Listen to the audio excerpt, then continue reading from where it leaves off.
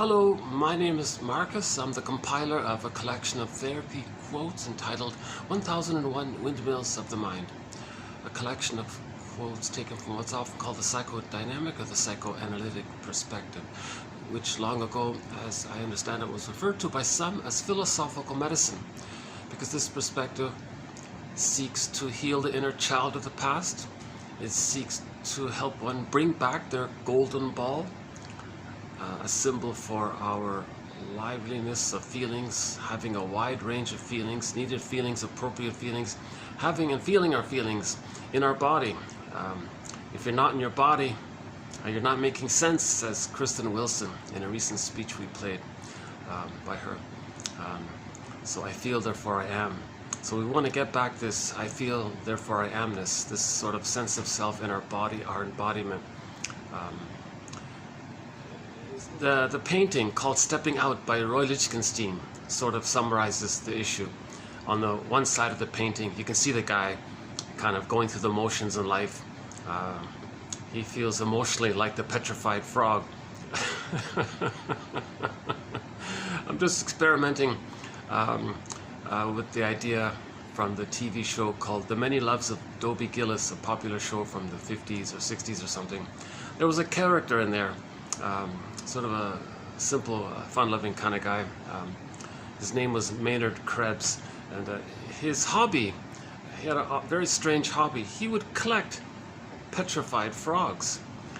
And I thought maybe this is sort of him thinking he wishes he could save them, or these petrified frogs were sort of a symbol for how he feels emotionally. Because he had some kind of developmental issue. He had difficulty concentrating in school, just wanted to play with his bongos, didn't want to grow up really.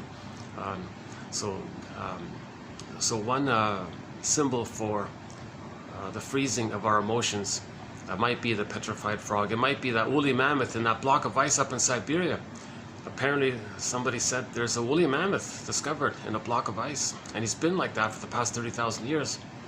I don't have all the details, but that's a pretty vivid image of trauma, emotional trauma. So again, we're talking about emotional trauma, called a strain trauma, relational trauma, interpersonal trauma, developmental trauma, attachment trauma.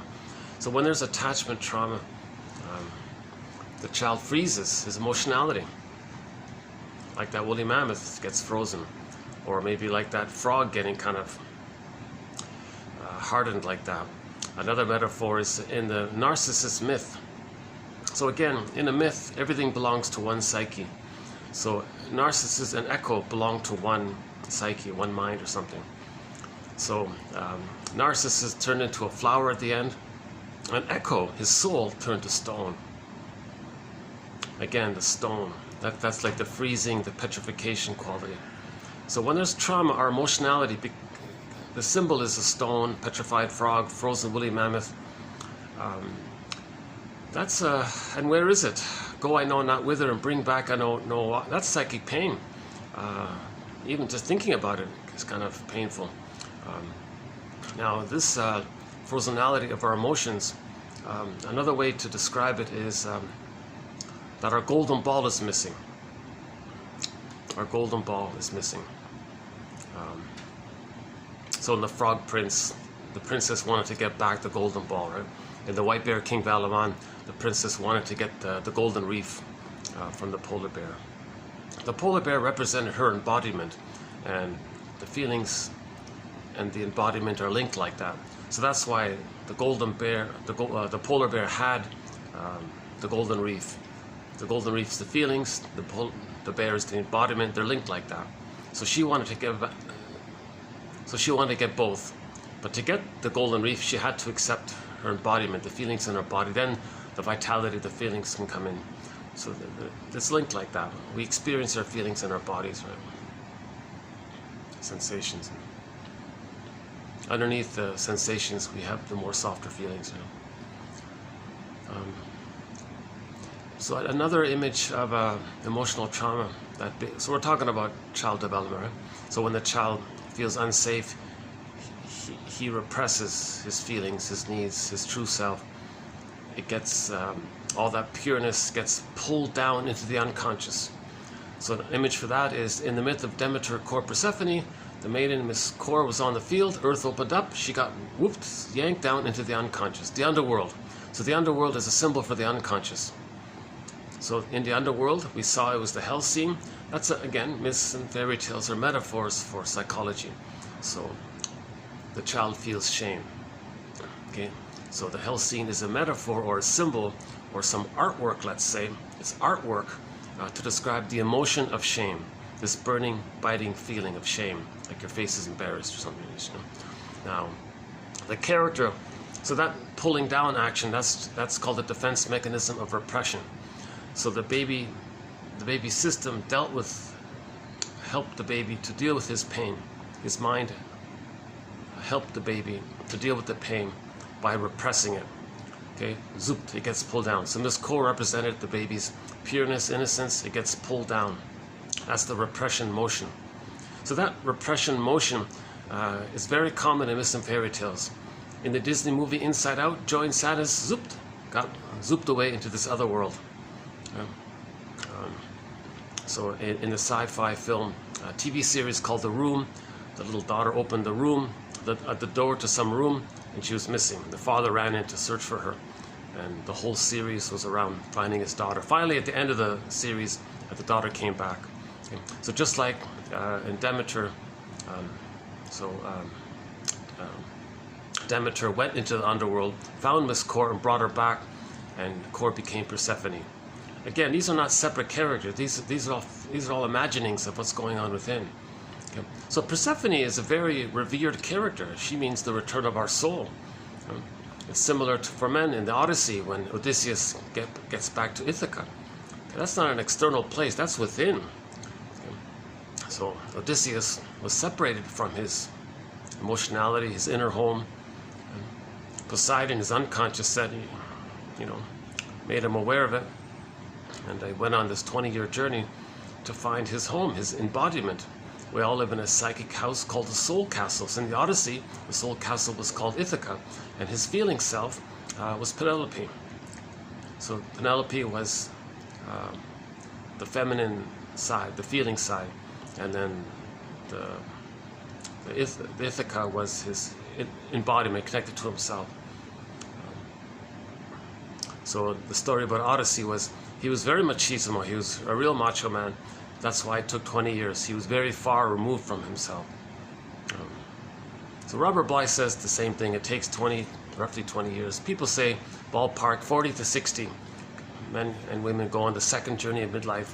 Whether or not it's precipitated by some kind of midlife crisis, often there isn't. But there's some kind of rumbling at midlife, some kind of sense that something's missing. They call it, am I living the unlived life? I feel like, when does life begin? Is this some kind of provisional life? It's not a dress rehearsal, when does life begin kind of thing. So they feel like maybe that woolly mammoth or that petrified frog or some kind of stuckness inside. The jargon is alexithymia, no words for feelings. A guy named Peter Sifnios came up with that term, and it seems to stick. People seem to be using it.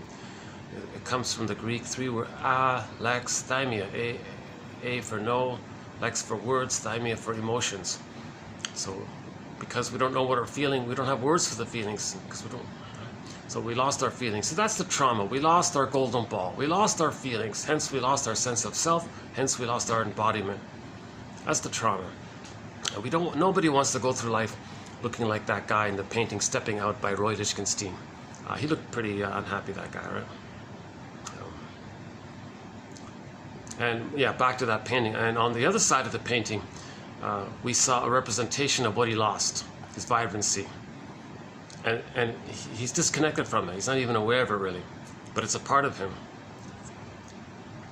So that's... So psychoanalytic perspective is about maybe understanding this area, using jargon and images and theories and hypotheses and working models. And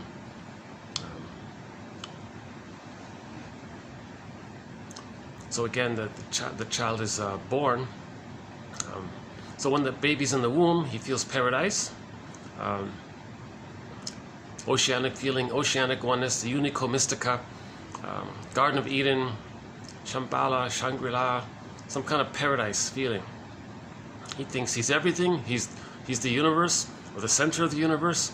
Everything's there to serving him. All of his waste gets taken care of through the placenta. All of his food and oxygen and nutrients gets automatically provided. Is he some kind of god, some kind of magician? Like, wow, he's pretty powerful. He feels like a god, basically. So all babies, so one person calls it unconditional hallucinatory omnipotence. He feels. It's hard to think of that the baby thinks he's a little god like that, but if people are traumatized before the age of 18 months when it didn't get resolved, then you see it, right? People act like that's all about them. Infantile gods, or infantile megalomania, primary narcissism, taking refuge in the grandiose part self. If there's trauma before 18 months. Okay, so back to the womb. In the womb,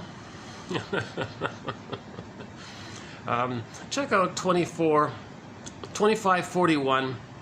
Check out the TQ 2541 about the psychoanalysis of music, a new thread. Actually, it's a part of our thread on art, so we added some new quotes to our thread on art around music. One guy said that in the womb, the baby hears the heartbeat. Now his eyes are closed, and he's very close to the cord, and there's a pulsating in the cord. That's the baseline, let's say. And now the blood flow in the veins, one going down, two spiraling up, one goes down, sends the food, the two spirals up, sends up the elimination.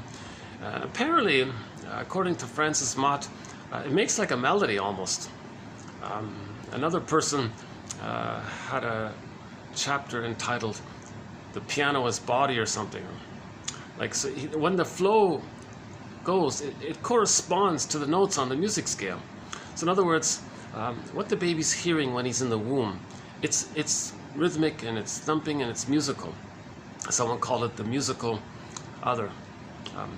The baby's first object is the musical mother, music. And that links in with his feeling of being in paradise with the mother, with all that is. Him one with everything, and there's music. So the music is related or a part of this feeling of his oneness with everything. So later on, when we create music, there's an unconscious memory in us where we felt safe and happy and strong. That's why we love music so much, he said. Someone called music the master emotion. Music's a symbol for our emotions. So if in the womb, if music is linked so closely to our core identity, and our core identity has all of our emotions, our identity has all of our emotions, and music is the other. We're relating to this music that's linked to we're one with this music, put it that way. And who we are is someone with all these emotions.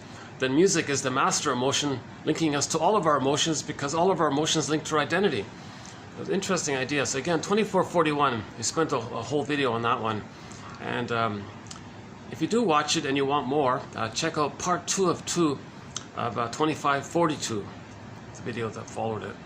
We added some further quotes on it.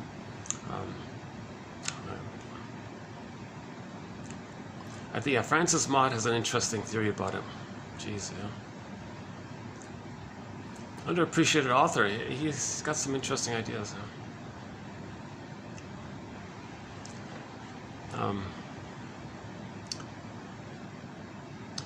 Well, yeah, who's the some Argentina? Yeah, in the 42 one, there's some El Grassi from Argentina had some thoughts about music as well. So yeah, she said in the beginning, or he or she, was it he or she? He or she said, in the beginning was the sound. The sound was with the mother. The sound was mother. So the first object, the first love object for the baby is this sort of sound to mother, related to him being one with everything. So him being one with everything is him. And what's other? Well, it's the sound. So he hears outside something and everything is to him. Like, he's one with everything. But there's something other The other is the sound. So the first mother is the music. That's what he's saying. The sonic, oral, I forgot. It's in the quote. So the baby's in paradise.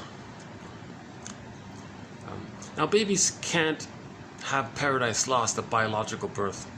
Humans come out too early. They can't have the paradise lost.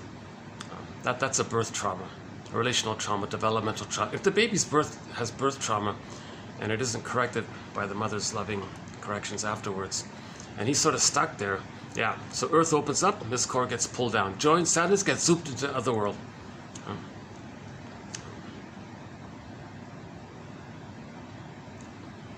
Not too much of a view here to show you, unfortunately, but I might turn the camera once in a while.